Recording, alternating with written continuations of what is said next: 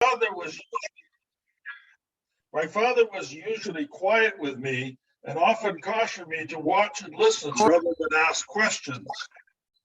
He usually spoke quite loudly when he spoke, and I came to understand that he had severe hearing loss, which began in his childhood. I knew I needed to speak clearly and loudly to have him hear me. I believe I've told this story before, but it inspires me, so I will repeat it. One day, a neighbor farmer came to our farm and asked my father if he could have any hay to sell. My father said yes and told him the price. Are you sure you have enough? He said. Is that truly your price? The neighbor asked. Yes, we're fortunate. That is what it is worth to me, was the reply. It was agreed.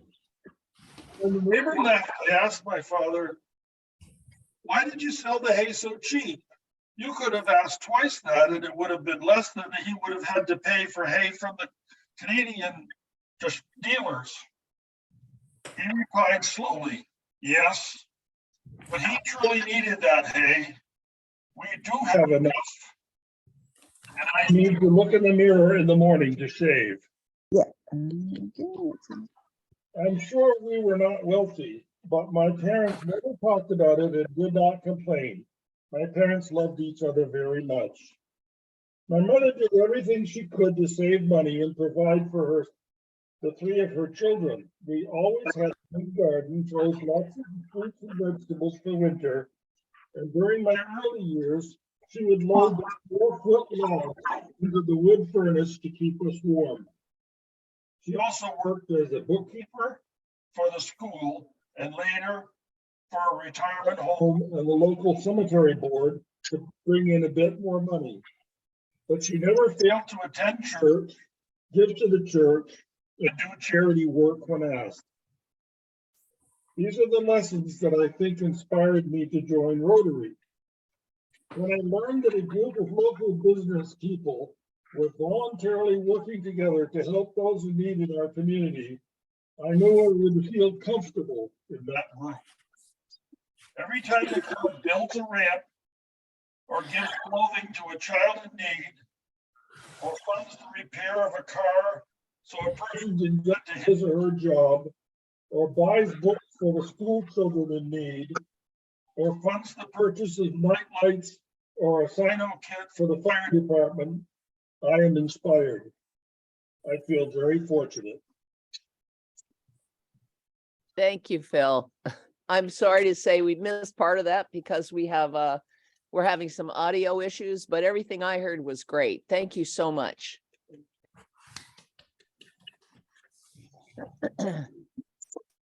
And when I was saying hi to guests, I forgot to say hi to Reg. Hi, Reg. And then we have a young person down in the left-hand corner that I don't know. Can you introduce your name to us? Oh, Jason. Oh, me? Yeah, you. Hi. Hi, good morning. Good morning. I'm Jason. I live in Williston with my family. Thanks to Elizabeth who introduced me to this wonderful club. It's a pleasure to be here. I went to the Burlington Sunrise Club a couple of years ago, and since the pandemic, I think it's been disconnected. So it's happy to be a Rotary Club again. Nice to meet you. Great, Jason. You're welcome anytime we're here. So, and that's every Thursday morning at 7:15. Anyway, you're always welcome. Thank you. So Debbie is going to give us our Rotary Minute. Thank you. Morning, everybody. I was after Ellie was talking about the magazine, last week, I was reading my latest one and feeling guilty and looking through it. No, one of the things that I noticed was there was a little blurb about Rotary fellowships. And I don't know if any of you have noticed that, but they are international groups that share a common passion. And anybody can start one, and anybody can join one. And they do cover people from all over the world. And they're on all kinds of different topics, and there are a ton of them. There are dozens and dozens of them. A lot of them are on sports. So there's like things like bowling and badminton and curling and golf and fishing and hiking and cycling and cricket. There this hence the international nature of these, right? There's also things on alcoholic beverages. There's a beer one and a wine one, a gin one and a whiskey one. There are things on different kinds of careers. There's editors and publishers, Susan. There are educators and entrepreneurs and lawyers. There's one for military veterans. Then there's one for there are several for different kinds of interests, like doll lovers. There's a beard and mustache fellowship. There's a bee fellowship for Gary Howard, where he's not here today. There's a magicians fellowship and a quilters and fabric artists fellowship. So you can just go on the Rotary International website and then click on any of these. And some of them have kind of sophisticated websites. Some of them are just Facebook pages. There's a coffee lovers one, and I went to that one, and that seems to be just like three guys from India who likes drinking coffee, who've been Facebook messaging each other. So that was kind of funny. But then there's one for LGBT plus, and that was quite well developed. And the idea of that one is they have three goals. One is education of the wider community. Second is friendship in the Rotary community. And third is service to benefit LGBT plus people. So I actually joined that one because I thought, well, cool, I didn't even know that existed. So I'm excited about that and meeting people from all over the world. But I would commend to you the fellowships page and see if there's one that you find interesting. Yes.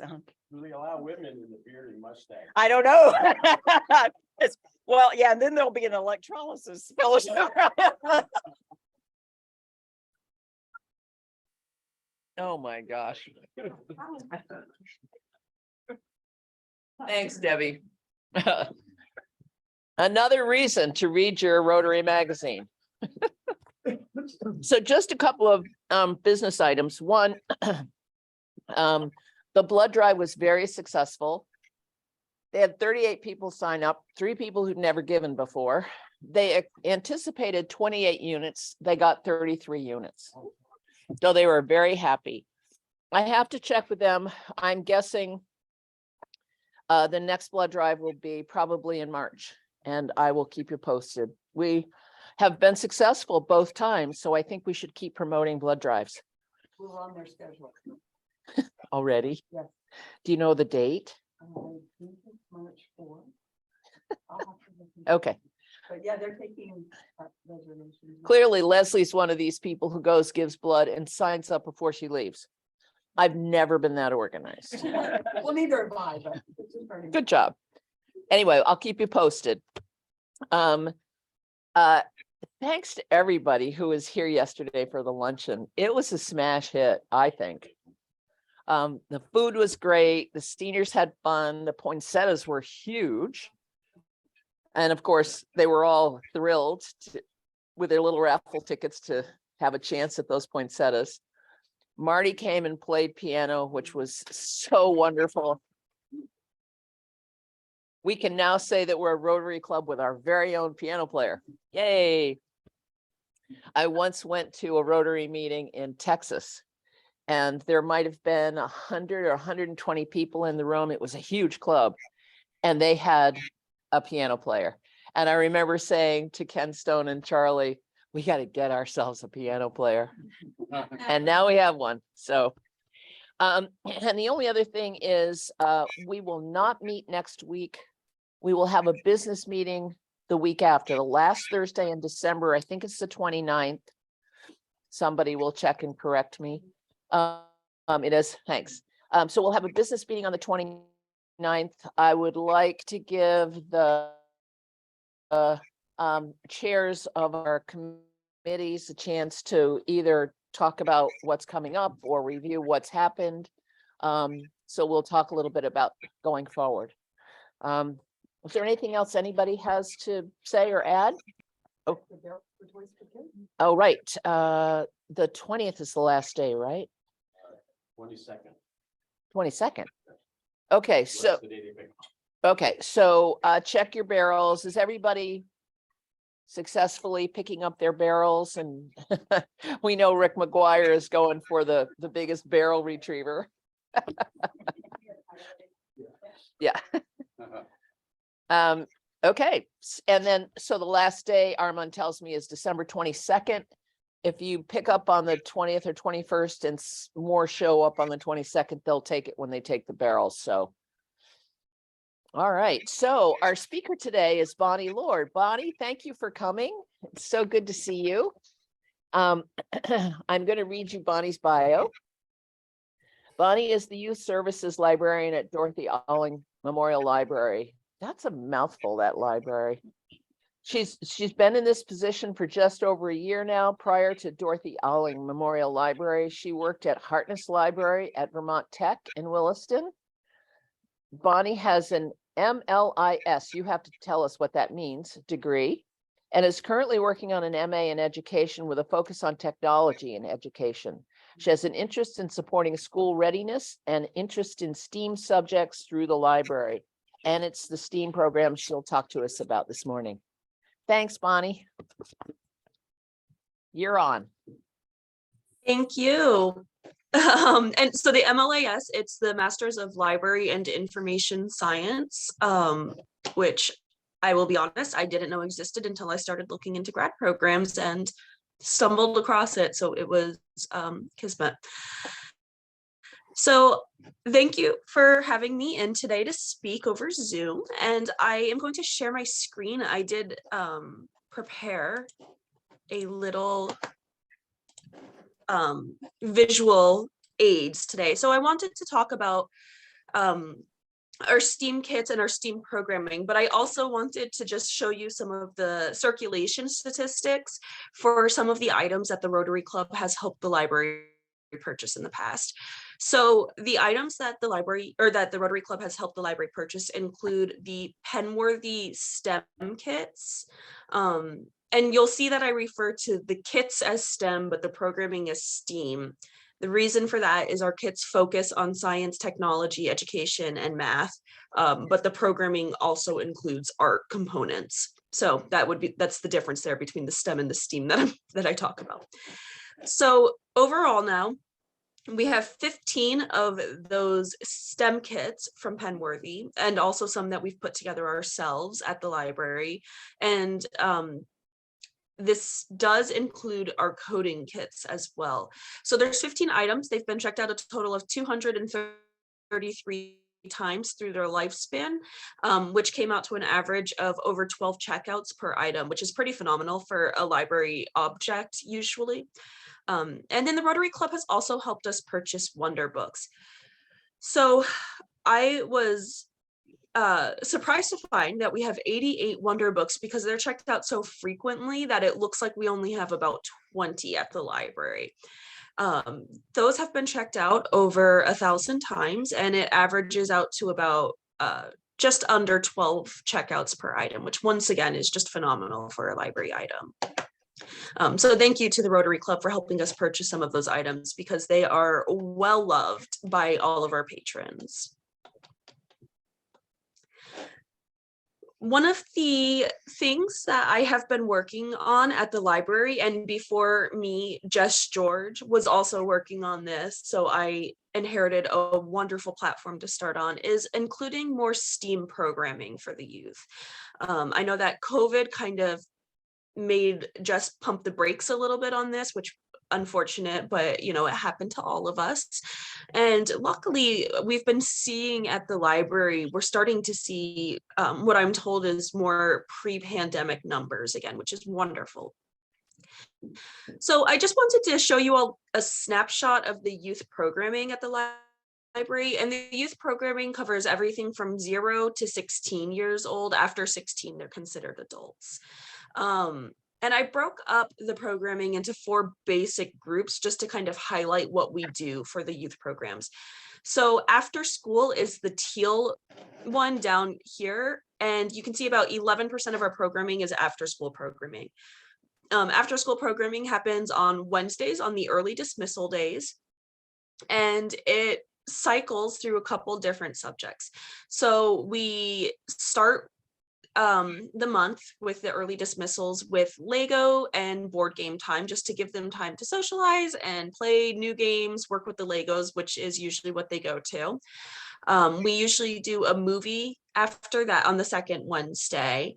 And we did try doing documentaries for a while, which was not a hit with them after school. So we've cycled back to some old favorites. On the third Wednesday, we do STEAM fun activities, which is run by Karen Cutler, who also volunteers at the library. And I'll talk a little bit more about the STEAM themes later, but this year we've been working with STEAM themes. And so she's been creating an experiment and a program each month based on that. And then the last Wednesday of the month, we always do a craft of some sort. And that really varies depending on the interest. So we've done acrylic pours, which was inspired by the artist who did this one. And she had an exhibit at the library, and I was lucky enough to be able to purchase one. But she wasn't able to come in to do the tutorial, unfortunately. So we learned on the fly, which was pretty exciting and fun and very messy. And then if there is a 5th Monday, which happens on occasion, the after school programming, it includes meditative coloring, where we'll get those really detailed coloring sheets out, put on some soothing naturescape sounds, and try to help them maybe calm down the energy a little bit after school. So the STEAM programming is this orange section here, and you can see that it's getting pretty close to a quarter of our programming, which is really awesome. And once again, I'm going to talk about the STEAM themes near the end of this presentation, because that has had a huge increase in the STEAM programming. And what we're finding is that it's bringing in people from different towns and cities, as well as people from Williston and St. George. Our book clubs and story times is a pretty large portion of our programming, which I guess is not too much of a surprise for a library. And so our book clubs for youth, it's hard to gear them up to all read the same book. So what we've been doing is actually giving them a little bit more flexibility and autonomy in the book club. So we have a tween book club, which is the Golden Dome Book Award winners, which is chosen by folks in Vermont. And they talk about the Golden Dome books. They talk about the ones that they're reading or the books that they want to see this coming year. And then we also have a teen genre book club, which the teens voted on during a food for thought meeting, which is the teen advisory group.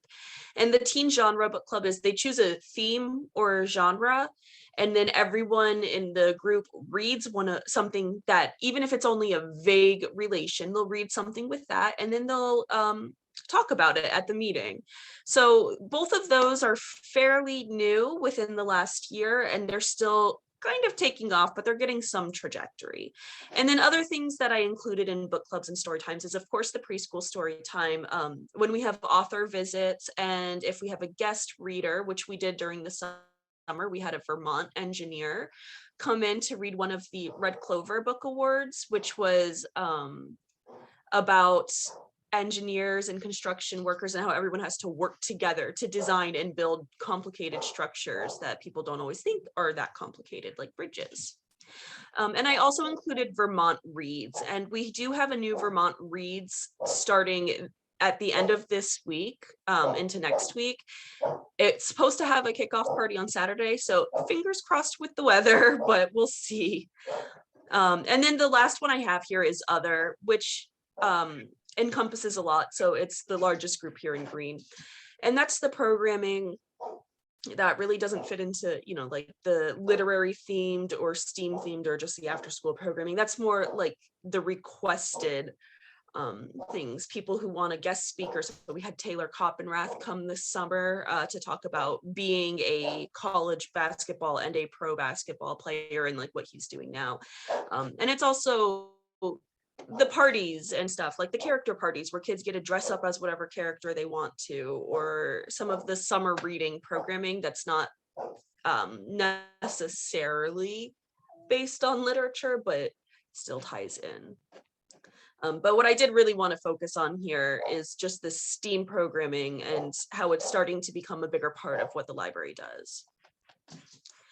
And so now on to the STEAM themes. So the STEAM themes, Danielle and I, she's the youth services assistant librarian, and we've started doing STEAM themes this year, beginning in September, where we choose a theme that falls into STEAM, and we always ask for input from people in the library. So sometimes we get really,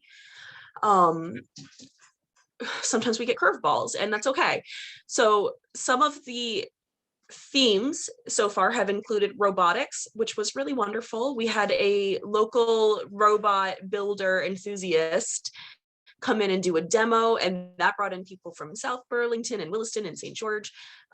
We had robot activities where kids were able to, we took out an iPad and I had a robot that I had to get for one of my classes, and they were able to use the iPad to do block coding and try the different apps and programs to make the robot do different things. And so we had some contests with it. That ended up being a huge hit, and I'm planning on bringing it back because they keep asking about Roswell, which is the robot's name. We had space, which was amazing. Carrie Cruz moved to Williston sometime in the last year, and she reached out to a lot of the libraries in the area. She has a traveling planetarium. So we were able to rent space at Williston Central School in the gym because this did not fit in the library. And it's a big like tent dome. And we were able to get over 40 people into it during the day to learn about the different stars, the seasons, the different planets, the constellations and the stories behind them. It was amazing. And then to top that off, although it kept getting postponed because of cloudy weather, we had some folks from the Vermont Astronomical Society, and they were able to bring out these amazing telescopes and binoculars, and we were able to get a whole bunch of kids from the library and adults from the library out onto the soccer fields to view. Let's see, we saw Saturn and Mars and different constellations, and it was a full moon. It was just amazing. So we had a lot of fun with the space theme.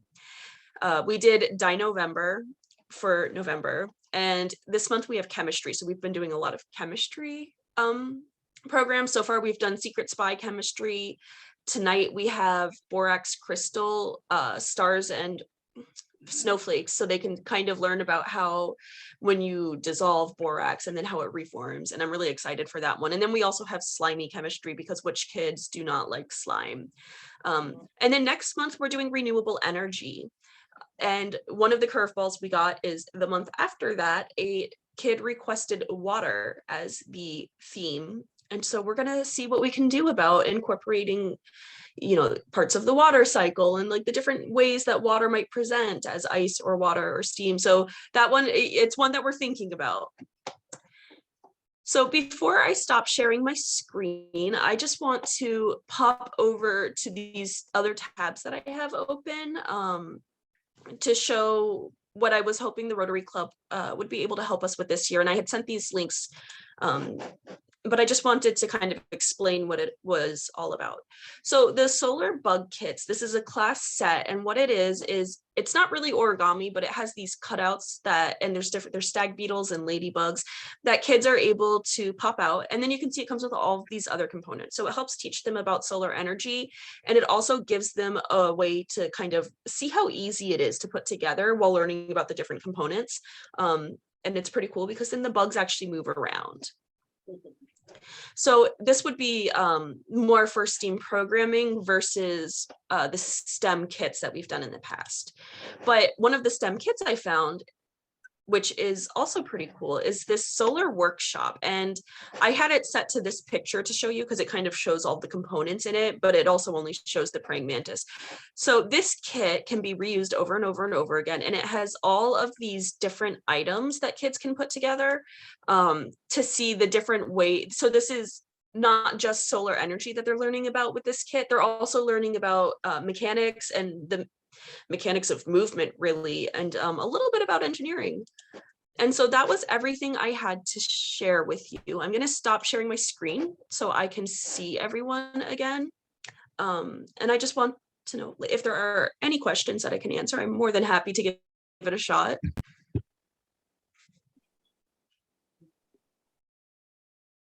Well, go ahead, a question here. So, you said that, you may not have a program. You might have to. You might need to.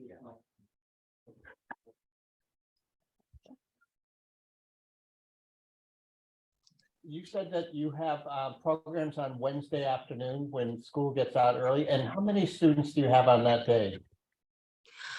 So it varies, but this year we've seen an uptick. Last year, it felt like we were kind of scrounging around the library to try to entice the few kids that were there into the programming room.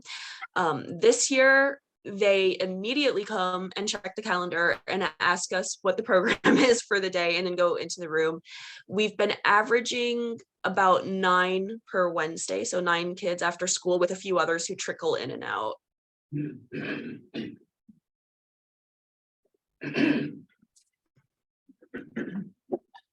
So Bonnie, oh, who does? Barbara. Go ahead, Barbara.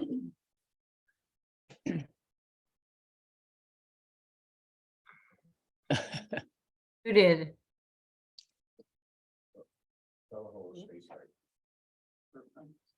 Okay, I'm unmuted. There you go. Okay, someone muted me. First of all, Bonnie, it's wonderful to finally meet you. Bonnie and I have been chatting back and forth. As those of you who are new to the club may not be aware, but we've had this association with the library for at least 15 years. And every year we try to support the library in one way or another. We've helped with the bookmobile, we've helped with these STEAM projects, etc. And we'd love one day for you to come in with these projects so we can all get to play. I would love to bring them in. And there was one that we ordered last year with the help of the Rotary Club. It was a Cubelets set to help kids learn about coding and robotics. And because of the computer chip shortage, it was back ordered and back ordered and back ordered. And it came in, if you can believe this, exactly a year after I ordered it. And the day it was on the shelf, it got checked out. But once it's back in and I've had time to learn how to use it, I want to bring that in so we can all experience it. That'd be great. So I know we purchased a couple of things for this year already, right? So we haven't purchased them. I wanted to meet with you all and kind of tell you a little Okay. bit about the programming before I went ahead with that. I was a little confused because I thought you had already purchased them. So the 2 items you just showed us are the ones you wish to purchase. Yeah, and the Rotary Club did send us the money, but like I said, I just wanted to share it and make sure Okay. it was approved. So you before I have the went money ahead. already and everything's ready to go. Okay, thank you. Yeah. Right. So I don't know about everybody else in this room, but I certainly defer to you to decide if these are the proper and best and most interesting items to get for the kids. Does anybody have any other thoughts about that? No, we're all on board. Yep. Go ahead. Wonderful. Thank you. And it looked like Charlie might have had a comment or a question. Charlie? I do have a question. Did you have to pay to rent the school gym? I don't, so the only time that we would have to pay to use a space in the school is if the school is closed and they have to pay the janitor to be there that day. So if it's a day that normally there wouldn't be staff. But they're super awesome about letting us use their space when it's available. Great. It's great. Good. Any other questions for anybody? If not, oh yeah, Phil. Phil's there. How many kits are we funding? Roughly. So for the classroom kit, it's 120 kids that it could serve, which is more than we usually get in a program unless that program involves wild animals. which I can't always get at the library. So 120, which to me would mean that it's a program that we could do in January to fit the STEAM theme, but also again in the summer when we have better sunlight.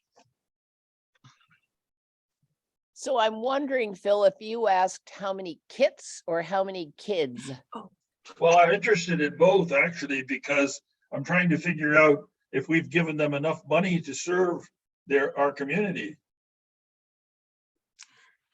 So for the number of kits, not kids, excuse me. I don't have the number off the top of my head. I think it is not including the Wonder Books because those were batch purchased before I was there. I think it's been about 6 of the STEM kits that the Rotary Club has helped purchase. I would have to go in and check because I can look in the back end of the catalog to see, and it usually says if it was purchased by the Rotary Club. Right. Are we doing enough, I guess, is really my question.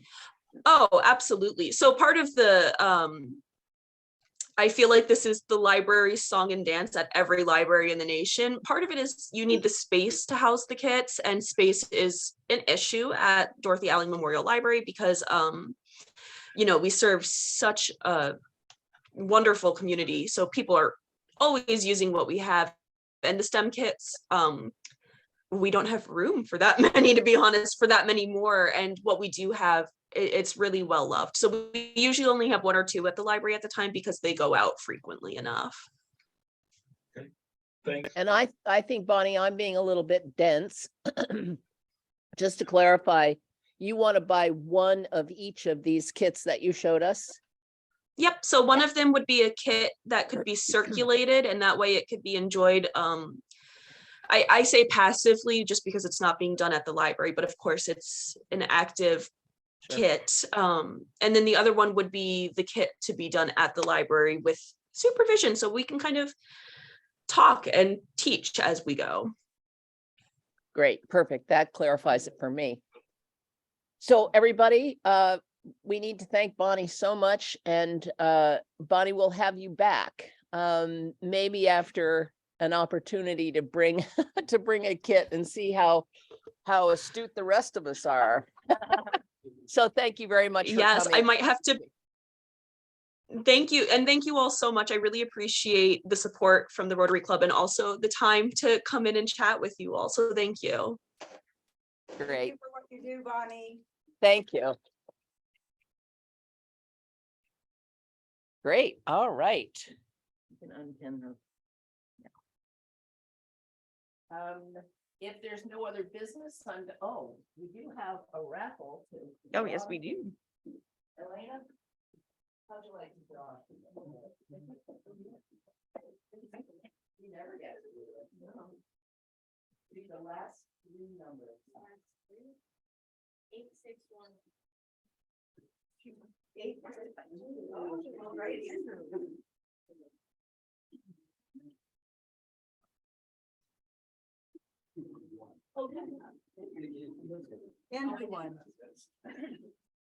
Sorry, Bonnie, I forgot to tell you that also. As a thank you for your speaking to us, we make a donation to the Connecting Youth Mentoring Program at Williston Central School. Okay, so Sergeant at Arms, I believe you're on.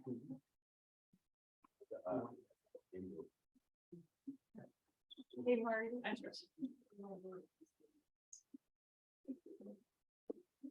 Maybe start with the people at home first. Yeah, that's a good idea.